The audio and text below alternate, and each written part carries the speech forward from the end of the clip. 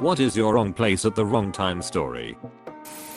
A few years ago my girlfriend and I had just moved into a new apartment in a really nice area. About 2 months later, we had a brick thrown through a back window, but assumed it was some neighborhood kid being a douche. A few days after that we had 6 guys with guns break into the unit. While we were there, pistol whipped us and took most of our electronics/etc. They robbed the place because the previous tenant was a drug dealer who apparently owed them a bunch of money and they didn't get the memo that he had skipped town. I was just about to head home after a night out in London, so I was casually standing at the coat check waiting my turn. However, I happened to be standing at the coat check when a guy was being thrown out of the club. This guy happened to be a little crazy because as he went past me, he grabbed my shoulder, went to headbutt me, and at the same time bit a chunk out of my lip. I ended up needing plastic surgery on my lip, and about 5 years on I still have no feeling in that part of my lip. Not a zombie, nap polish, although I never found the missing skin. So, cannibal? My school takes kids on trips around the world for March break. Guess who happened to be in Japan for that big earthquake/tsunami a few years back? A group of Canadian teenagers and teachers. One teacher that was there, all the students are probably in college now, tells of when they were in a bus when the quake hit, and the driver was swerving left and right a little, which they thought was a joke. They were laughing until they noticed the skyscrapers flailing about. Apparently the Japanese were running up to them in the street mid-quake to apologize for the earthquake as well. The Canadians have been out-Canadianed. I wasn't in the wrong place, but it didn't matter. Many years ago I was kicked out of my first university program. It happened after a particularly wild dorm party pretty much completely destroyed the building. Every resident was asked to pay an insanely large fine and given the option to rat out other residents for a slight reduction in fines. That was sleazy enough, but they also did a bulk discount for bigger tattletales. Yup, they offered 10% extra for the second person you threw under the bus, 20% for the third, and so on. The thing is, I had already gone home for the year a week prior. I didn't even know the party was happening. I had proof in the form of passport stamps, hotel receipts, and dozens of witnesses that I was at home. To add insult to injury, I didn't even get the infamous letter until after I had bought my non-refundable ticket to return in the fall. And long after the fine and my statements were due. I didn't get to go back to school, and it took 7 years to fight the fines and the damage they did to my credit. Even when the university admitted they were wrong, they still were assholes about it. Witness statements about me, absolving me from dorm staff and campus security were finally released to my lawyers, and immediately the university apologized. They apologized to my lawyers for holding up the case, that is. The fines were dropped, a judge's statement was added to my credit reports at their expense, and I was given the right to take my transcript to another school. Yup, I was still banned for living in the same dorm as a party. Best part? They offered to let me come back if I could rat out one of my friends, for old time's sake I guess. Hiking with my son about 10 years ago. Nearing the crest of a hill with a good view, I heard a gunshot. There's a hunting preserve a few miles away, so I didn't think much of it. Got to the top and my son pointed out a guy laying on the ground. Thought he was drunk, until I remembered the gunshot. I left my son at the trail and went over to look.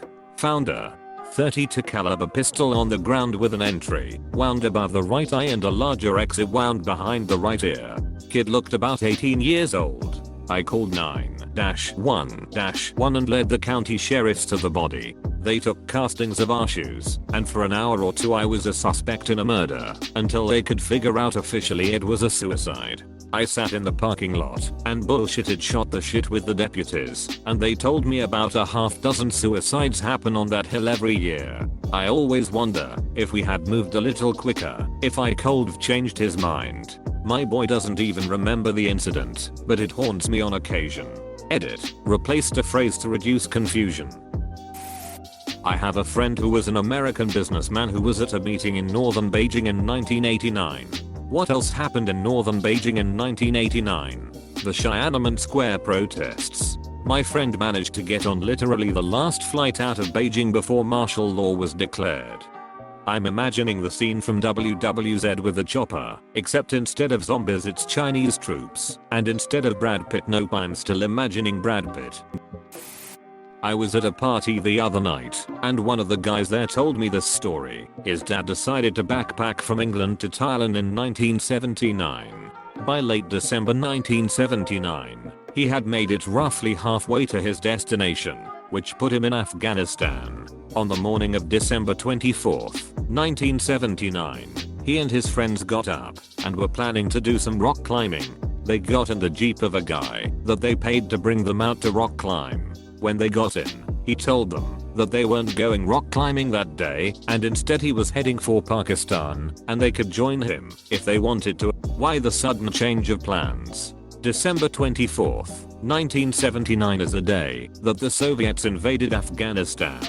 This guy's father has pictures of him standing on a hill with a few dozen or so Soviet tanks in the field below him. Edit, I haven't got the pictures. As I said in the beginning of the post, this story was told to me by a guy that I randomly met at a party and will probably never see/speak to again. I don't know his last name or how to get a hold of him, so unfortunately, this story is all that we've got.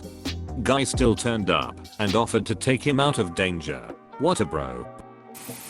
Summer 1998. We were in Washington DC on vacation checking out various monuments and whatnot. Smithsonian, Washington Monument, Vietnam Memorial. They had the White House open for people who wanted to check it out. It was kinda cool. One day we go to the Capitol building for a tour. There's a big area with a lot of statues of notable people donated by the various states, and that leads to another area and you can look down and see people entering the area with the statues. We hear 2 or 3 loud bangs and assume the statues had fallen over somehow, but people were ducking, panicking below us, hauling us to get out of there. Some poor girl gets knocked down and dragged out of the way. Turns out some guy had run into the building and started shooting, killing 2 officers before he was wounded. Got stuck there for hours. I was only 9 at the time, so the severity of the situation didn't really register. I kept asking my parents why we weren't allowed to leave. I once got hospitalized because a flower pot came down off a balcony and smashed me on the shoulder. It was an empty one, so I guess it could have been heavier, but I briefly passed out from th impact and the pain doctors said it was miraculous that it wasn't my head fell from 4th floor. Could have been my skull, etc. But you know what I think would have been more lucky? Not being hit by a ducking flower pot at all. That poor flower pot was thinking, oh no, not again. During my freshman year of high school, there was a huge food fight and a ton of actual fighting that happened. Just to give you an idea of how bad it was, a newspaper for the Southern California area wrote an article calling them riots and said they were over the election. Neither of those were true, but we had a lot of police on campus, and they shortened our passing period to about 2 minutes. During the big food fight, my ass was just trying to get away from everything.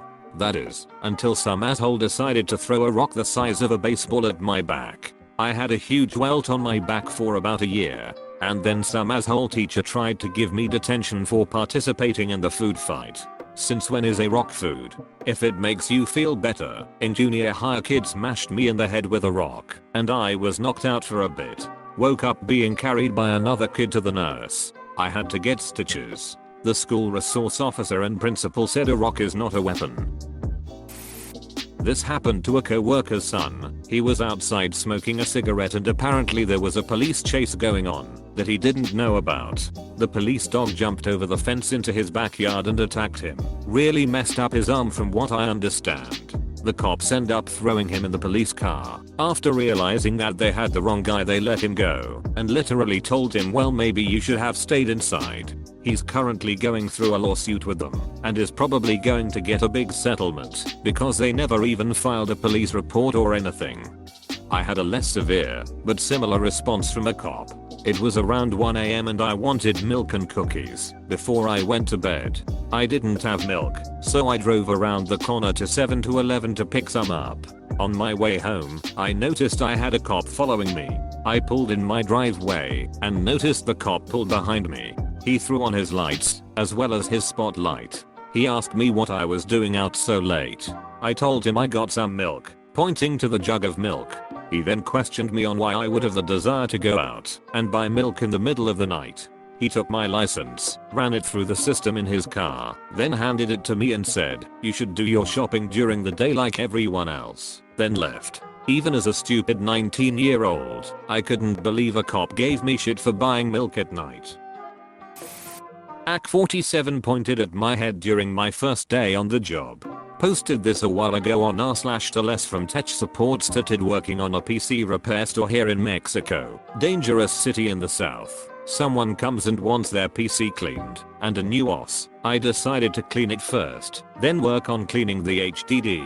We got raided by a few of men with axe. I throw myself to the floor, rifle pointed at my head. They take the PC and client away. Guy is found dead hours later. Cartel member. My personal theory is that the man was a member of a cartel, and whoever killed him thought there was important info in that PC, but I'll never know.